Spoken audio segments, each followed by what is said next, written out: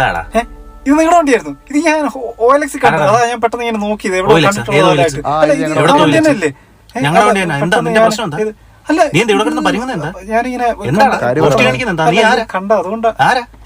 കാര്യം പറയടാ. എന്താണ് ഇവിടെ വന്ന? സത്യം പറയടാ. ഞാൻ പറയാം. നീ സത്യം പറഞ്ഞിട്ട് പോയാ മതി. കാര്യം പറയടാ. പറയടാ. പറയടാ.